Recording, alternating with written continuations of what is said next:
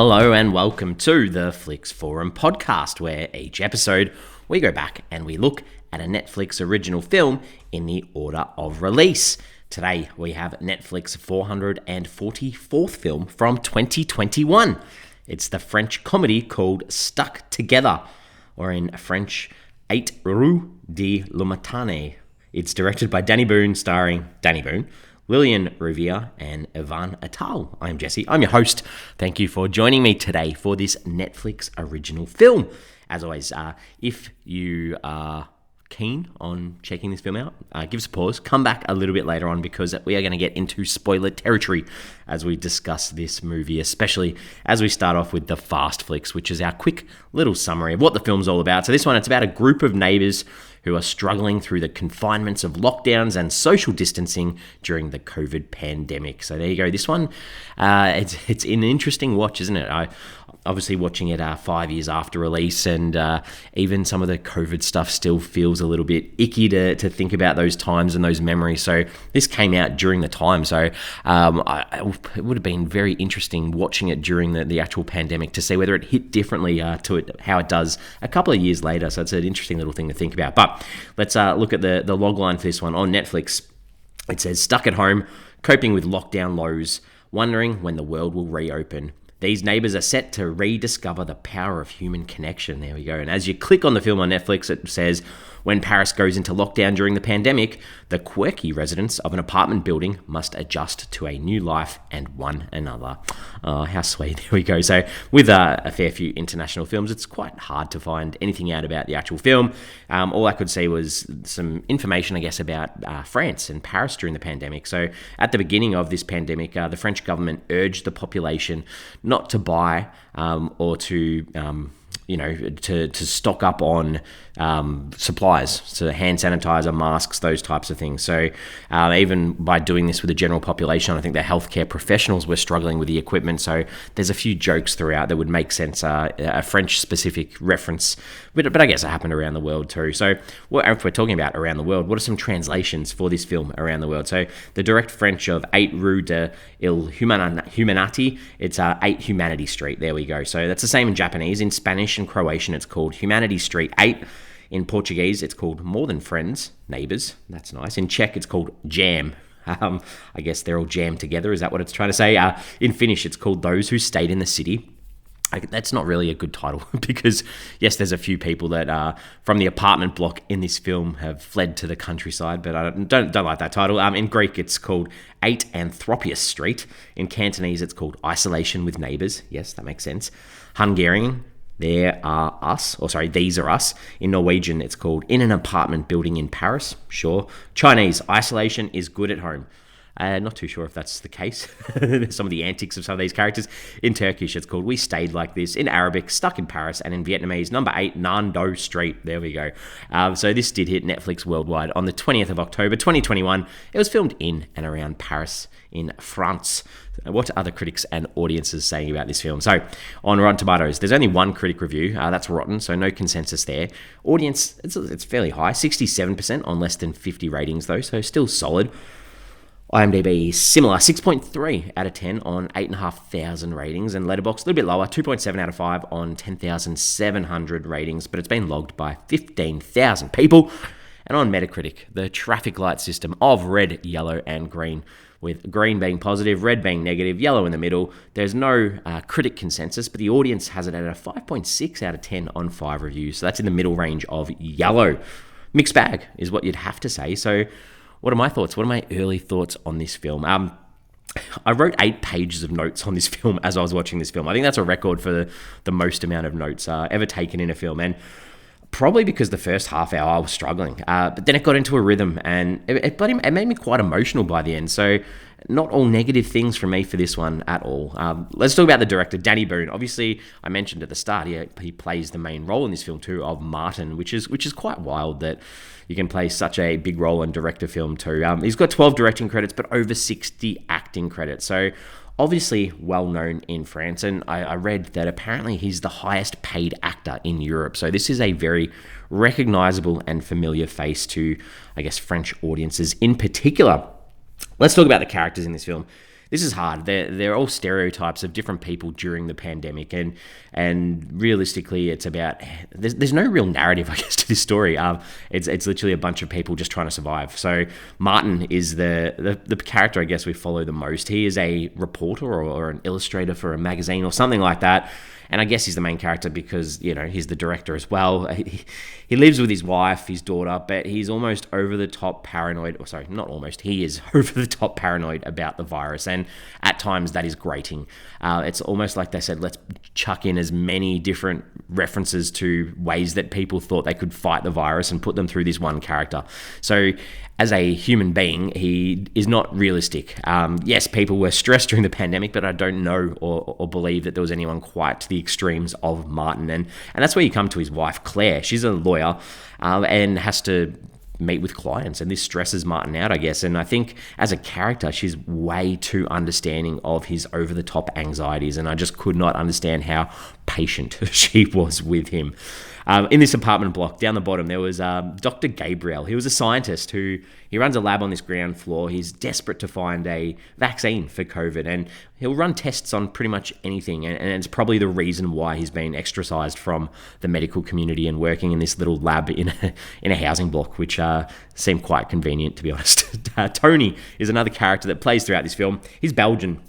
So a little bit of a commentary here on the French and Belgian connection. He's a bit of an outsider, and he's a little bit arrogant. He thinks he's the best because he owns the apartment block. So he looks down on anyone who rents. He looks down on migrants. He looks down on anyone that's a little bit different. And because of this, he is obviously going to be the character that's the COVID denier. His wife's left him probably because of how horrible he is, but he's got the two kids that have stayed with him, Victoria and Basil, and Basil's voiceover does open the film and talks his father down a little bit, especially this idea that he runs this underground vape business and he can't wait to sort of be able to set it up at the bottom of the apartment block, which will take over Louise, who is this older lady who runs this bar on the ground floor, and her husband's passed away, but she becomes a bit of a motherly figure to the children who live there, who we'll talk about soon. And I think this is probably because, and this is Martin and Claire and Tony's kids, they're too focused on themselves rather than their kids, and Louise keeps herself afloat as she turns her alcohol, the booze, into hand sanitizer.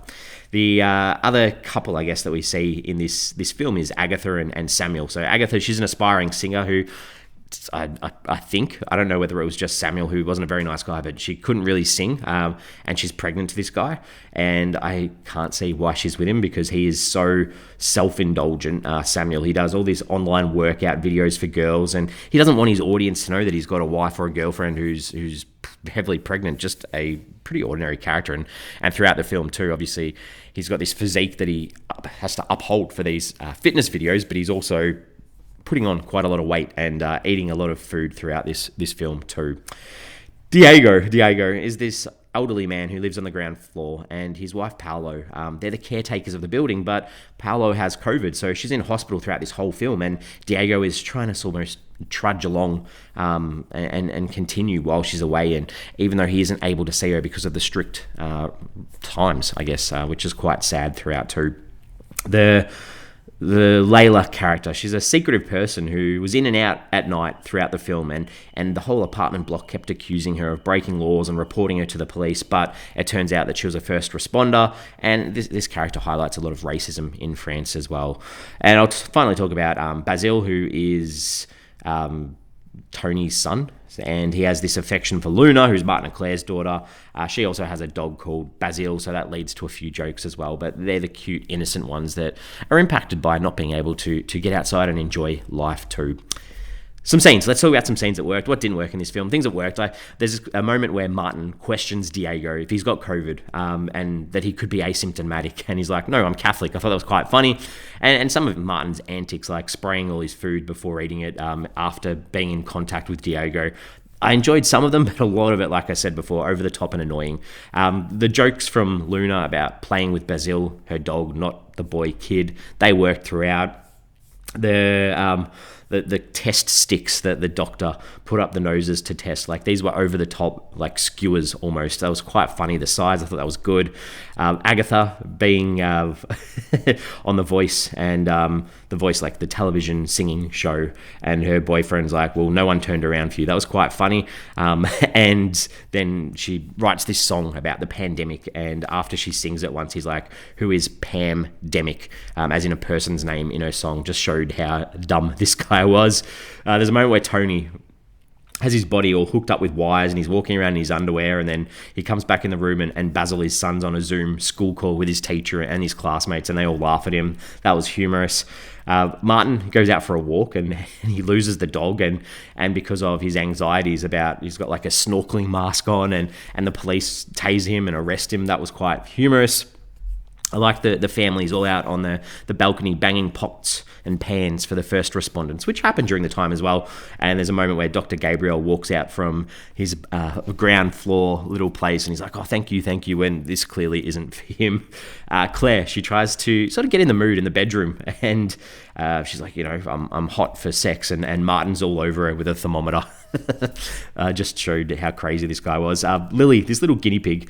I mean, this poor guinea pig that the doctor was going to experiment on, or did experiment on, just kind of funny, because it was like the guinea pig was dead and gone, and then the doctor turns around and talks to Tony in the car with his conspiracies, and sort of tells him that, when I put the swab up your nose, I put a microchip in you, and Tony freaks out. That was funny.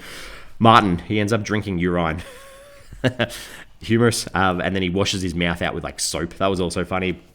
The doctor, he tests a vaccine on himself, and he sort of spasms everywhere. Acts really well doing that, and then he's like dancing, and it was quite funny. I thought that was good. Basil and Luna, they had some sweet moments. The two kids, they run off to experience life together. That was sweet. I liked their shadow puppets at nighttime across the balcony together, and his response to that, she's not my girlfriend, she's the love of my life. Like, just that innocence, that was quite funny. And finally, the end of the film, once the baby's born, all of them have set aside their differences, and they're together sort of in the courtyard having a barbecue. It was sweet. And then the nurse comes back to tell, what's his name? Diego, that his wife, well, we didn't hear it, we didn't hear the audio as the audience, but you could just see him starting to cry, and that really got me. And then he comes back later with her ashes, and they're all standing on the balconies with a tribute to her, and he lets her birds go that he'd been looking after the whole film. Super traumatic, that end of the film. That really got me. But some things that did work, not too much. I think I got to this moment in the film, it was only about 20 minutes in, I reckon, where Tony and his son, they get a drone delivered to their apartment, and the son crashes the drone in the house, and I was like, I'm kind of not in the mood for a reminder of this. So I had to get over that struggle to really get into this film. The scene where Martin goes to the supermarket, it just didn't work, as well as him locking his wife out. I just didn't like those moments of him. Well, I think maybe it was just too much of these COVID references. The police, they arrive at the apartment block, and Tony's ready to leave to go get his wife back, and he's pretending he's not leaving in his car. So he's doing like these little circles in the courtyard to prove to the police that he's just doing a drive in his driveway. That wasn't funny. And then Tony sort of tries to make a move on Claire at the rubbish bins. There was a bit meh as well. Just added more conflict that didn't need to be there. Some themes, some ideas. The different ways that I guess people reacted to the pandemic, that's all throughout here, how people act in a crisis as well. But on the other side of things, that idea of humanity, obviously in the title, in the French title, those differences, they can make us similar, and the idea of togetherness and being together too, and the difficulties of these times where you needed to separate your work and your home life during a pandemic. It was so hard when you're stuck in that one location, and especially through Martin too, those anxieties and how overpowering they can be. What did I take away from this film? I think I've got to say the runtime, it's unforgivable. There's no world where this film needs to be over 2 hours. So I think a good edit could have helped this film. Some questions, some pondering, some thoughts to finish this one off. I think Martin's character, he was almost, and I've said this many times before, a bit too over the top. And I think it pulled a lot of the emotional feelings that you're meant to feel out in the first half that actually landed in the second half. So there's some changes there that could have supported the film a bit more. There's a scene where, to calm his anxieties, Martin uses a paper bag to almost reset his breathing. I hadn't seen that done in years, and I'm like, do people actually do that still? I thought that was an interesting thing to include. I really like this quote. I think this was from Martin's wife, Claire. She's like, "It's important to stay alive. It's even better to stay human." How nice is that? That just makes so much sense, and a nice way, because I would be telling him to get out of the house. He was that wild. Louise does, or like, you know, she constantly goes to see the doctor because she wants to check a urine test that she's done, and the doctor keeps saying, "No, I'm too busy for it. I've got to build this vaccine." What was the background behind that? Is she dying? What was the issue with her urine? I was interested in that. Or was that just put in so that there was a laugh where Martin drinks some urine? Interesting. I was going to list all of the coronavirus references, but I gave up. There's way too many. And I've got to say, halfway through the film, I was like, yeah, I guess I can see myself in some of these moments. I was sort of petrified of COVID for a bit, but not to the extent of Martin. He's so over the top. And like I said, this scene got me right at the end. But Diego's wife, like, she was out of intensive care. She was in the corridor on the phone to him. And then seriously, like, we end the film on such an emotional trigger. That really got to me. Other than that, let's wrap this one up. We give the film a rating out of 5 on this show. For me, like, I really did start off being like, oh, I don't know if I can sit through 2 hours of this. But by the end, I was a crying mess. Like, yes, there's no storyline, but it's a good representation of a bunch of stereotypes that we saw for a good chunk of time during the pandemic, during COVID time. So 5 years removed, I might enjoy it even more in another 5 years' time, but I'm giving this a 3 out of 5. That's a pretty good score from me. We're on socials. We have Instagram, we have Facebook, and we have X, formerly known as Twitter. Give us a follow, give us a like on one of those platforms if you can. The question that I wanted to put out on socials this week is, what's your worst memory from COVID? There are going to be some traumatic memories for some people. I was lucky enough that I didn't lose anyone close to me during these times, but I just remember the isolation and the times, having a newborn child in the house, and there were some triggering moments, and I think probably a lot of that stuff's been blocked from my memory. I remember the first time I got COVID, and you had to do that isolation for so long. It's just like, you can't think of anything worse than being stuck in a room by yourself. Horrible times. Anyway, next week we're back with a comedy, so hopefully this one's going to bring us back up. It's a 2021 South African rom-com called Little Big Mouth. This one, it's directed by Gray and Ziggy Hoffmeyer. It stars Name Apps, Amanda DuPont, James Borthwick, and Brady Hoffmeyer. So there you go. Give that one a watch before next week. Hope you're interested. South Africa, we haven't done a South African film in quite a while, so looking forward to that one. I hope you are too. As always, thanks for hanging out, and I will see you next week.